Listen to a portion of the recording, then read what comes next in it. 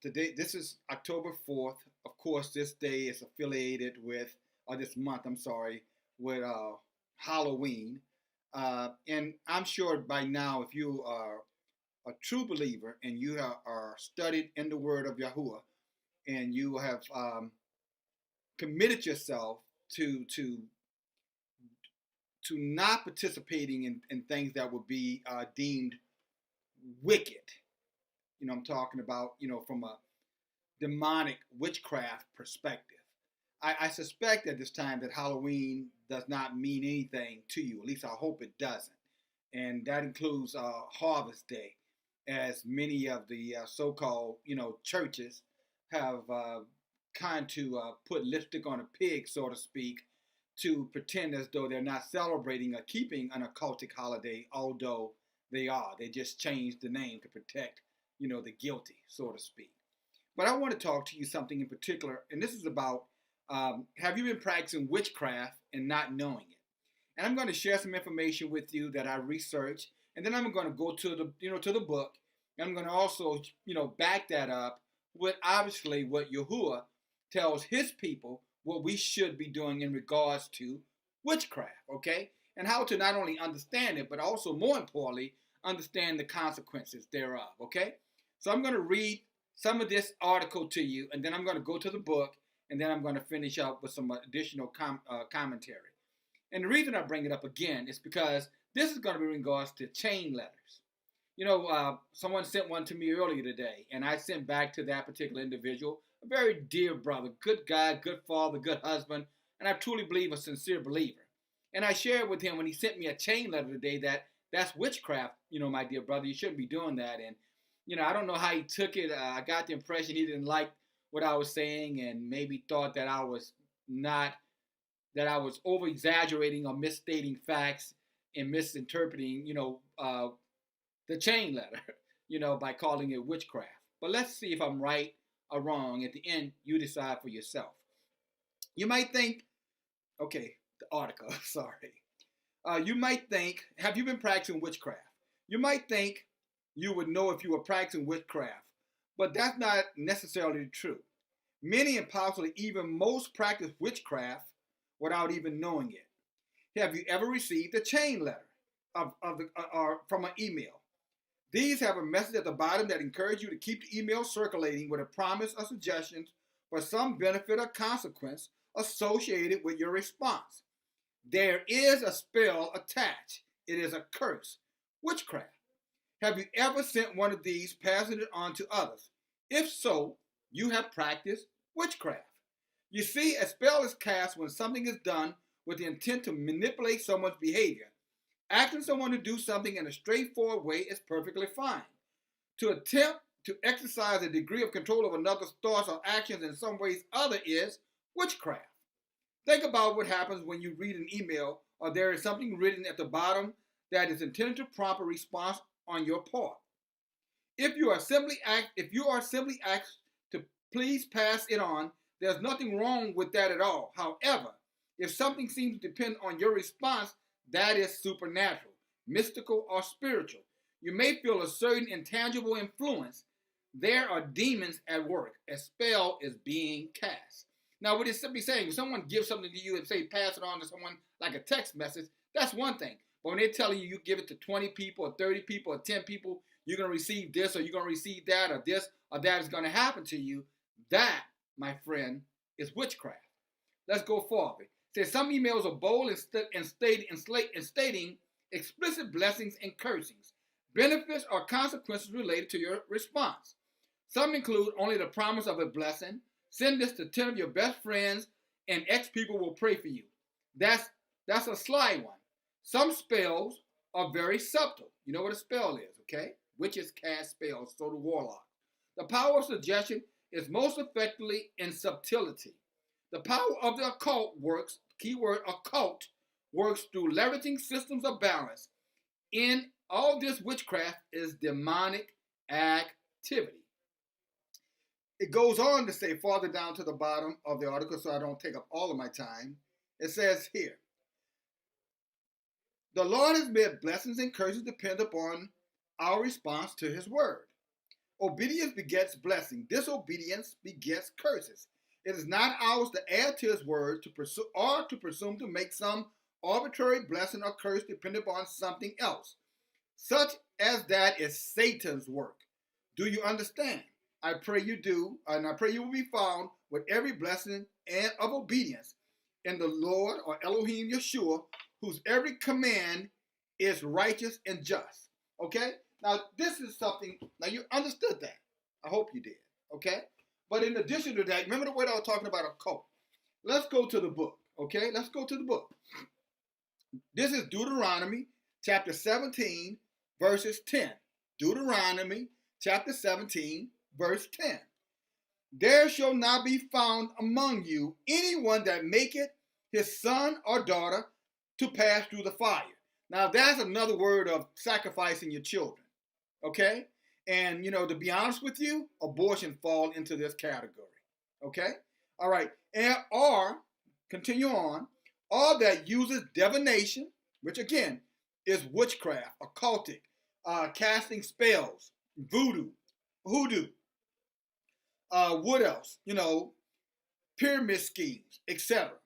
It's divination. Or the observer of times, or an enchanter, or a witch, or a charmer, or consulter with familiar spirits, or a wizard, or a neuromancer. But again, it's saying, there should not be found among you anyone that maketh his son or his daughter to pass through the fire. That's why we don't support killing children, killing babies. That's why we don't support it. And if you go back and look at Jeremiah chapter 1, Jeremiah was told early on when Jeremiah was a little boy, and he was called by the Most High, Yahuwah, to be a prophet. And Jeremiah told him, go back and read Jeremiah 1. Jeremiah said, well, I'm just a child. I don't know anything about, prophesying your word, Yahuwah. And he said, look, son, I knew you before you were conceived inside of your mother's womb. That's what he told him. So I knew who you were before you were consumed inside of your mother's womb. So in essence, birth starts at conception. If Yahuwah knows you before you were even, how do you say, when the sperm penetrates the egg, fertilized. If Yahweh knew who you were before you even fertilized, obviously once that process starts, then you belong to Yahweh. You don't belong to the father. You don't belong to the mother. You belong to the Most High. You understand? And he has commanded that we do not do it. So it's not, someone fighting, or I'm not professing to say that a woman doesn't have a right to do with her body as she pleases. What I'm saying that a woman does not have a right to confront the Most High and rebel against the Most High in terms of what he is saying. That's what I'm saying. But at the end of the day, women, you have to make your own decision. But you can't avoid the truth. And wouldn't you rather know it now than at judgment to be judged, judged, but also penalized. And I'm being kind when I use the word penalized by the Most High at Judgment Day for your ignorance around making a decision that's in direct conflict with the commandments of the Most High. I digress. But this is not about this. It's about chain letters and witchcraft that's involved in chain letters. And it goes on to say that or use it divinations or observer of times, Halloween, different things like that. Some of these are cultic holidays, and that includes Christmas. Okay? Or an enchanter, or a witch, or a charmer. He said, for all that do these things are an abomination unto Elohim. Everyone who practices these things are in conflict, and not only in conflict, are in rebellion, and as well are committing an abomination, not to each other. When you practice these things, you're going against the Most High. You're not going against your pastor. You're not going against me. You're not going against another man. You are going against Most High. And I know you're saying, well, I'm making my own decision. But you're making your own decision, but you're making a conscious decision to put yourself in confrontation or conflict with the Most High. And I'm talking about in witchcraft and divinations and chanting and different things like that. And you know what chanters are. You got a lot of people in the back and they're chanting or they're praying these curses and these seances, different things that they do. All right? According to the scripture, is an abomination. Okay, that's Deuteronomy. Read it for yourself in your book. Chapter 17, verses 10 and verse 11. Now let me go on and back it up. Line upon line, precept on precept. Here's a little, there a little. That's what Isaiah told, I think it's 11 and 28. Verify with it. Make sure there are at least 2 or 3 witnesses so that no one's taking the scripture out of context. Go to Revelation, chapter 22. Okay? That's all the way in the very back of the book. Let me get that for you. Revelations, chapter 22. And I'm going to start at verse 14. 22 and 14. It says, blessed are they who do his commandments, that they may have the right to the tree of life, and that they may enter through the gates into the city. For without, I'm talking about those who are not blessed, those who are not keeping his commandments to the best of your ability, okay? We all going to do things. We all have sin. I'm not implying that any of us are perfect. But some of these things, behavioral things, we do have a certain level of control over, especially when we get into the occult, because that's almost saying that, well, occultism is just really is idolatry, it's false worship, it's worshiping another entity, typically Satan. All right, but let me go on here. All right, it says, for without those who does not keep his commandments are dogs, D-O-G-S. I'm reading it right here. Read it for are dogs and sorcerers. There we go with that sorcery again. The chain letters, divination, the chanting, the occult, witchcraft, wizardry, masonry, Freemasonry. Yes, it's included. Secret societies, fraternities, all are included in sorcery. Okay? And whoremongers, murderers, idolaters, and whoever love it and make it a lie. So someone taking and telling you chain letters are harmless, that's someone who's making and creating a lie intentionally. When the Most High says that is a form of witchcraft, because now it's almost like it's a seance. In other words, you're saying, if I do this X amount of time, I'm going to have good luck. Well, if you're going to have good luck by passing something on 21 times, like you heard me read earlier, you're saying that Yahweh does not have the power to bless, guide, and direct your life. That based off of something that you do, made from man, originating from man, these false prophets, false teachers, some of the stuff is coming, believe it or not, from the Roman Catholic Church and other, religious entities, and pushing this stuff down. These so-called prosperity prophets telling you if you pass this on to X amount of people, you're going to be blessed. No, guys, you're going to be cursed. That's the word. They are cursing you intentionally. It's wickedness. And if you really understood that and paid close attention to that, this is false anyway. And they'll tell you, well, you're supposed to send it to 10 people, but the 7th person, that's who did not send it to the 8th person. Therefore, you didn't get blessed. How easy that is not to be able to validate.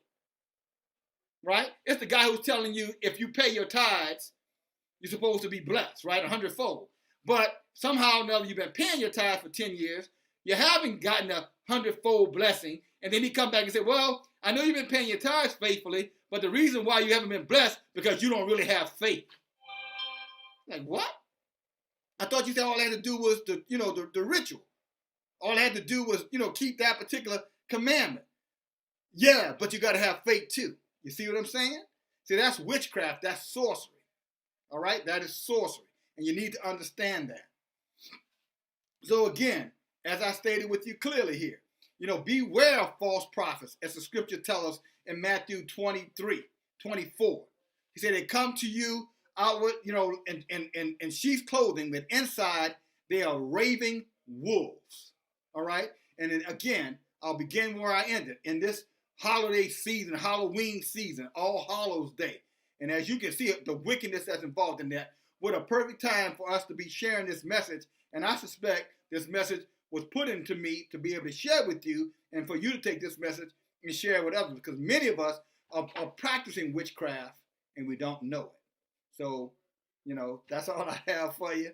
There was something else I wanted to add, but I think I've given you enough. Love you guys. DFG.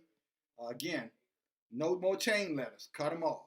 All right? It's Satan's handiwork.